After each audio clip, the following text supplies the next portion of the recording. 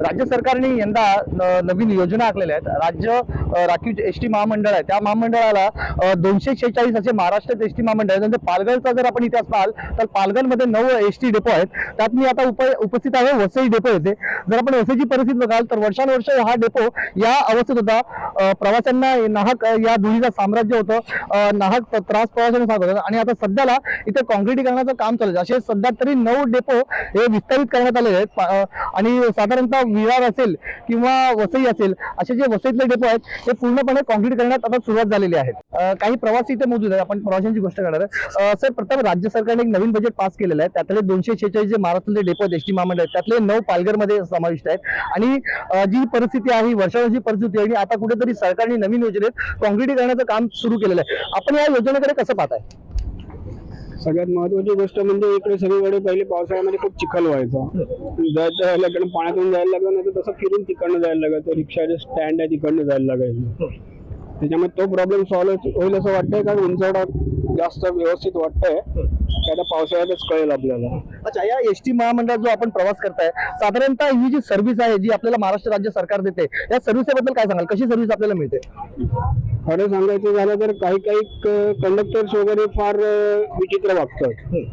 आता कालचीच गोष्ट होती माझी, बस इकडे उभी होती आणि मी विरुद्ध दिशेने एकाला विचारलं की ती बस वसईला जाते का, वसई गावात जाते का? ते बोलले हो। मग मी तिकडनं जायला निघालो आणि होतं आणि इंजिनला सेल्फ पण नव्हता मारला ड्रायव्हरने।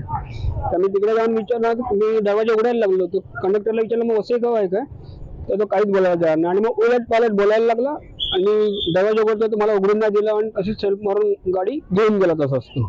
पण आपण काही लेखी कंप्लेंट नाही केली। मी तिकडे जाऊन त्यांना अध्यक्षांना सांगितलं, तिकडचे जे मुख्य आहेत त्यांना, तर ते बोलले की काही जण असेच असतात। म्हटलं असेच असतात म्हणजे काय? तुम्ही गाडीला सेल्फ पण नव्हता मारला, गाडी चालू पण नव्हती केली, गाडी उभी होती, मग तुम्ही का नाही दरवाजा उघडला?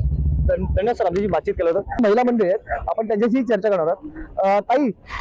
ताई प्रवास करताय, धुळीचं साम्राज्य आहे, आपण मास्क वगैरे बांधलेलं चांगली गोष्ट आहे। महाराष्ट्र राज्य सरकारने नवीन योजना आणल्या आहेत, जी धुळीचं हे होतं हे आता कुठेतरी संपणार आहे आणि राज्य योजना ज्या आहेत त्यामध्ये काँक्रिटीकरणाचं काम झालं, काय सांगाल आपण?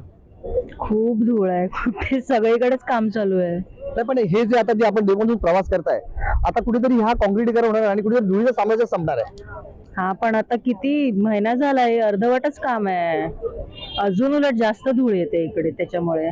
धन्यवाद। आपण ही सगळी प्रतिक्रिया घेतलेली आहे। कुठेतरी राज्य सरकारचं जे काम आहे ते कुठेतरी उशिरा होत आहे असं प्रवाशांचंही म्हणणं आहे। शासनाने आपलं काम लवकरात लवकर करण्यात मार्गी लावावं असं प्रवाशांचं म्हणणं आहे।